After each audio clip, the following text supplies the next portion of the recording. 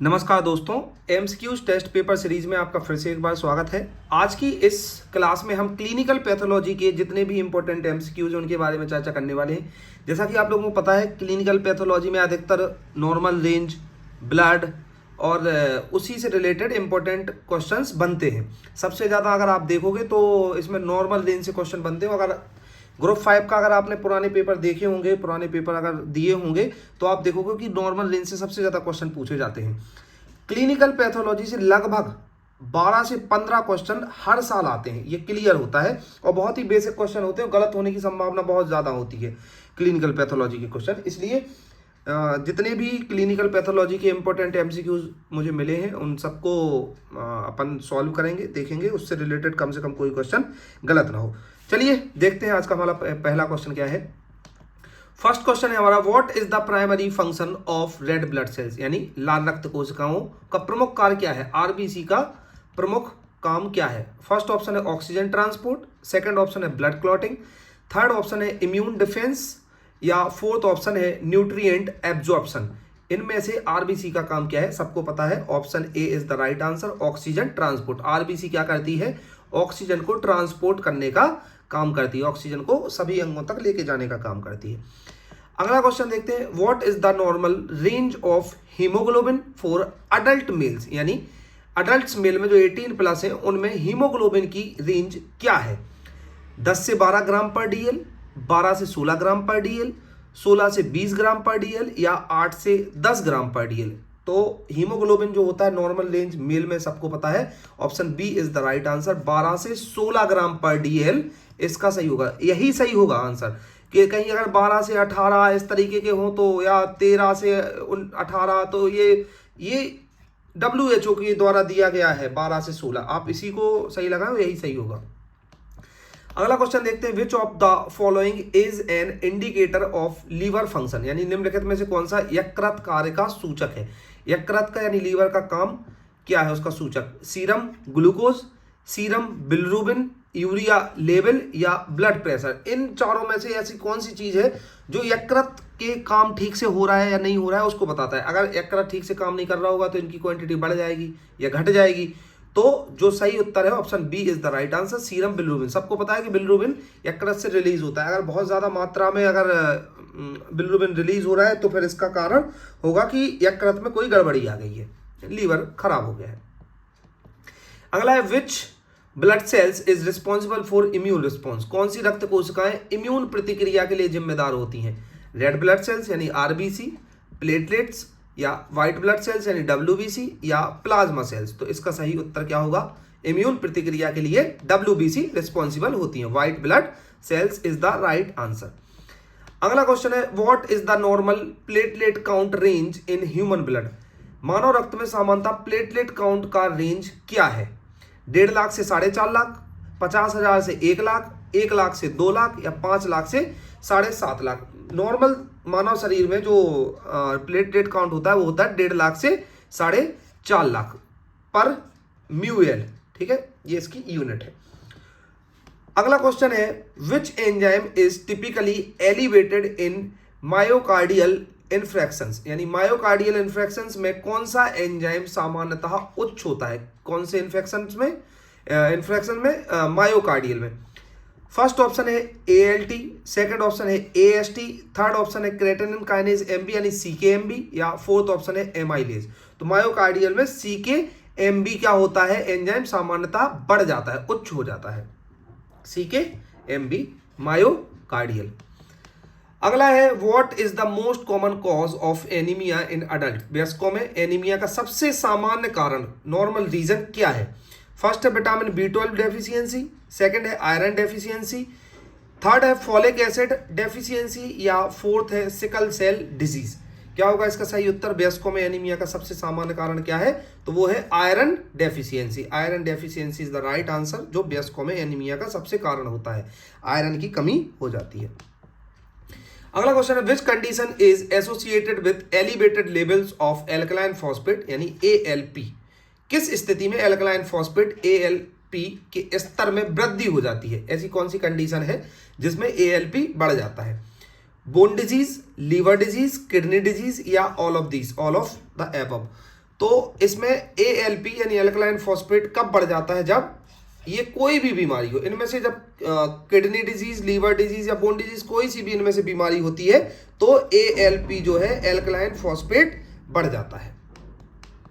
अगला क्वेश्चन है what is the main component of urine dipstick test for detecting diabetes, यानी मधुमेह का पता लगाने के लिए मूत्र डिपस्टिक परीक्षण का मुख्य घटक क्या है? ग्लूकोज, प्रोटीन, कीटोन्स या बिलिरुबिन। तो आप सबको पता है कि अगर हमें यूरिन से ये देखना है कि यूरिन में रिलीज हो रहा है कि नहीं, तो वो क्या होता है? ग्लूकोज।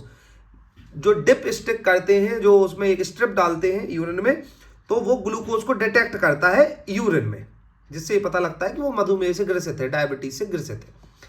अगला क्वेश्चन है विच of the following is a marker for kidney function, निम्नलिखित में से कौन सा किडनी कार्य का सूचक है? किडनी का काम कौन बताता है? क्रेटिनिन, यूरिक एसिड, अमोनिया या लैक्टेट। किडनी काम का कौन सूचक है? तो आपको सबको पता है जो क्रेटिनिन होता है वो क्या करता है? किडनी के काम को बताता है। क्रेटिनिन की मात्रा बढ़ जाती है तो फिर ये पता चलता है कि किडनी ठीक से काम नहीं कर रही है, घट जाती है, तो फिर किडनी जो होता है वो सूचक होता है। अगला क्वेश्चन है विच of the following is an indicator of infection, निम्नलिखित में से कौन सा संक्रमण का सूचक है? इंडिकेटर क्या है इन्फेक्शंस का? पहले हाई WBC काउंट, दूसरा है हाई RBC काउंट, तीसरा है हाई प्लेटलेट काउंट या चौथा है लो WBC काउंट। तो आपको सबको पता है कि अगर संक्रमण होता है तो WBC क्या कर लेंगी? अपनी संख्या बढ़ा लेंगी, ताकि वो डिफेंस सिस्टम के रूप में काम करती है, तो वो ज्यादा से ज्यादा अटैक कर सके। अगला क्वेश्चन है which is the normal range of blood pH, रक्त का pH सामान्य सीमा क्या है? ब्लड का जो pH होता है वो क्या है? फर्स्ट है 7.0 to 7.2, सेकंड है 7.35 to 7.45, थर्ड है 7.5 to 7.7 या फोर्थ है 6.8 to 7.0। So the right answer is option B 7.35 to 7.45। इसके बीच में रक्त का pH यानी ब्लड का pH होता है।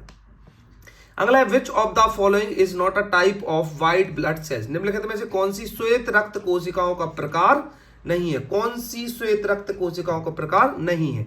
न्यूट्रोफिल्स, इओसिनोफिल्स, इरिथ्रोसाइट्स और लिम्फोसाइट्स। कौन सा श्वेत रक्त का प्रकार नहीं है? व्हाइट ब्लड सेल्स का टाइप नहीं है। तो आप सबको पता है इरिथ्रोसाइट जो है वो श्वेत रक्त का प्रकार नहीं है। बाकी न्यूट्रोफिल्स, इओसिनोफिल्स और लिम्फोसाइट ये तीनों क्या है?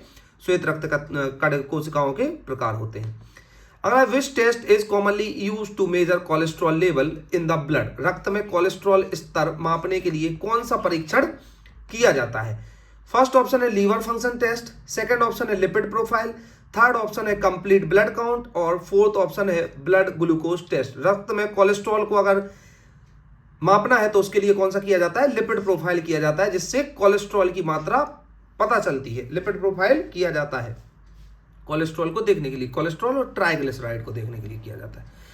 अगला है what does N elevated level of bilirubin in the blood indicate, रक्त में बिलिरुबिन का उच्च स्तर किसे सूचित करता है? अगर बिलिरुबिन ब्लड में बढ़ गया है तो वो क्या साइन कर रहा है, क्या दिखाना चाह रहा है? तो वो दिखा रहा है कि लीवर डायफंक्शंस, किडनी डिजीज, इन्फेक्शन या हार्ट डिजीज। अगर बिलिरुबिन बढ़ जाता है तो वो लीवर को फंक्शन दिखाता है कि लीवर के फंक्शन बिगड़ गए हैं, इसलिए बिलिरुबिन की मात्रा बढ़ जाती है। अगला है which test is commonly use to diagnose diabetes, मधुमेह का निदान करने के लिए सामान्यतः कौन सा परीक्षण किया जाता है? मधुमेह HbA1c test, urine dipstick test, lipid profile test या इलेक्ट्रोलाइट। सबको पता है HbA1c जो कि 3 मंथ्स की क्या होती है? शुगर, 3 मंथ्स की शुगर बताती है इसमें, और ये EDTA में इसका सैंपल लिया जाता है और ये 3 मंथ्स की काउंटिंग दिखाती है, और इस टेस्ट का नाम है HbA1c। ये क्या करता है? मधुमेह का परीक्षण करता है। अगला है विच of the following is a complication of uncontrolled hypertension, यानी अनियंत्रित उच्च रक्तचाप का एक परिणाम क्या हो सकता है? अनियंत्रित उच्च रक्तचाप, high blood pressure, uncontrolled hypertension का which of the following is a complication of uncontrolled hypertension? First option है हार्ट अटैक, सेकंड ऑप्शन है स्ट्रोक, थर्ड ऑप्शन है किडनी डैमेज और फोर्थ ऑप्शन है all of the above. Heart failure, stroke, kidney खराब होना या ये सभी। तो इसमें ये किसी भी कारण से हो सकता है। अगर हार्ट फेल हो रहा होगा तब भी रक्तचाप बढ़ जाएगा, स्ट्रोक पड़ेगा तब भी रक्तचाप बढ़ जाएगा, किडनी डैमेज होगी तब भी रक्तचाप बढ़ जाएगा। अगला है what is the primary purpose of a complete blood count CBC. एक पूर्ण रक्त गणना सीबीसी का मुख्य उद्देश्य क्या है? To check for anaemia and infection, to evaluate liver function, to check blood clotting, या to measure blood glucose level. तो इसका सही उत्तर होगा option A, to check anaemia and infection. किसी तरीके का एनीमिया इन्फेक्शन बॉडी में हो रहा है तो उसके लिए कौन सी टेस्टिंग की जाती है? सीबीसी किया जाता है, कंप्लीट ब्लड काउंट, ये इसको सीबीसी बोलते हैं। अगला है विच of the following can cause a falsely low haemoglobin level, यानी निम्नलिखित में से कौन सा झूठा रूप से हीमोग्लोबिन पड़ने का कारण बन सकता है? फर्स्ट ऑप्शन है डिहाइड्रेशन, सेकंड ऑप्शन है ओवरहाइड्रेशन, थर्ड ऑप्शन है आयरन डेफिशिएंसी, या फोर्थ ऑप्शन है बोन मैरो डिसऑर्डर। तो इसका सही उत्तर होगा ओवरहाइड्रेशन। ओवरहाइड्रेशन की स्थिति में क्या हो जाएगा? हीमोग्लोबिन बढ़ सकता है। अगला है which condition is associated with elevated blood urea nitrogen BUN level. कौन सी स्थिति में रक्त यूरिया नाइट्रोजन यानी BUN के उच्च स्तर से जुड़ी होती है? फर्स्ट है रीनल फेलियर, सेकंड है डायबिटीज, थर्ड है लीवर सिरोसिस, या फोर्थ है हाइपर टेंशन। यूरिया नाइट्रोजन कौन सी स्थिति में रक्त यूरिया नाइट्रोजन BUN के उच्च स्तर से जुड़ी होती है? Renal failure, diabetes, liver cirrhosis, या हाइपर टेंशन। तो रीनल फेलियर किससे रिलेटेड है? यूरिया नाइट्रोजन से, ब्लड यूरिया नाइट्रोजन से। अगला which of the following test is use to assess kidney function. निम्नलिखित में से कौन सा परीक्षण किडनी कार्य का मूल्यांकन करने के लिए उपयोग किया जाता है? कौन सा test? Urea test, serum albumin, ECG, या CT स्कैन। इसका सही उत्तर होगा यूरिया की मात्रा देखने के लिए क्या किया जाता है? इसको बोलते हैं KFT, किडनी फंक्शन टेस्ट, या RFT, रीनल फंक्शन टेस्ट किया जाता है यूरिया की क्वांटिटी अगर बढ़ी हुई है तो। Which test measure the concentration of glucose in the blood. कौन सा परीक्षण रक्त में ग्लूकोज की सांद्रता को मापता है? फर्स्ट ऑप्शन है इसका blood glucose test, second option है लिपिड प्रोफाइल, थर्ड ऑप्शन है कंप्लीट ब्लड काउंट, या फोर्थ ऑप्शन है लीवर फंक्शन टेस्ट। तो इसका सही उत्तर होगा blood glucose test. Option A is the right answer. ये क्या करता है? ग्लूकोज की क्वांटिटी को बताता है। अगला है what is the most common cause of thrombocytopenia low platelet count. जहां ये पीनिया होता है वहां लो थ्रोम्बोसाइटोपिनिया कम प्लेटलेट काउंट का सबसे सामान्य कारण क्या हो सकता है? विटामिन के deficiency, viral infection, bone marrow disorder, या आयरन डेफिशिएंसी। इसका सही उत्तर होगा बोन मैरो डिसऑर्डर। अगर बोन मैरो में किसी तरीके का डिसऑर्डर होता है तो प्लेटलेट काउंट जो होगा वो गिर जाएगा। अगला क्वेश्चन है विच electrolyte imbalance is most commonly seen in patients with kidney failure। यानी किडनी फेलियर वाले रोगियों में कौन सा इलेक्ट्रोलाइट असंतुलन सामान्यतः देखा जाता है? किडनी फेलियर वाले रोगियों में कौन सा इलेक्ट्रोलाइट असंतुलन सामान्यतः देखा जाता है? हाइपोकैलेमिया, हाइपरकैलेमिया, हाइपोनेट्रीमिया, या हाइपरकैल्सीमिया। हाइपोकैलेमिया, हाइपरकैलेमिया, या हाइपोनेट्रेमिया, या हाइपरकैल्सीमिया। इलेक्ट्रोलाइट असंतुलन सामान्यतः देखा जाता है किसमें? हाइपरकैलेमिया में देखा जाता है इलेक्ट्रोलाइट्स का असंतुलन। अगला है which is the most sensitive test for detecting myocardial infection. Myocardial infection का पता लगाने के लिए सबसे संवेदनशील परीक्षण क्या है? ECG, troponin test, creatinine kinase test, CKMB जिसको बोलते हैं, या लाइपेज टेस्ट। इसका सही उत्तर होगा ट्रोपोनिन टेस्ट। मायोकार्डियल इन्फेक्शंस का पता लगाने के लिए ट्रोपोनिन टेस्ट किया जाता है। तो इस तरीके से ये हमारे क्लिनिकल पैथोलॉजी के जितने भी महत्वपूर्ण क्वेश्चन थे वो 2 क्लासेस और इसकी करेंगे क्लिनिकल पैथोलॉजी की, जिसमें हम सारे MCQs को कवर कर लेंगे। क्योंकि कल पेपर है सभी बच्चों का, तो उससे पहले हम आज ही ये जो बचा हुआ पोर्शन है उसको भी कंप्लीट कर देते हैं और सभी अच्छे से पेपर देंगे। फिर चलिए मिलते हैं अगली वीडियो में, तब तक के लिए थैंक यू।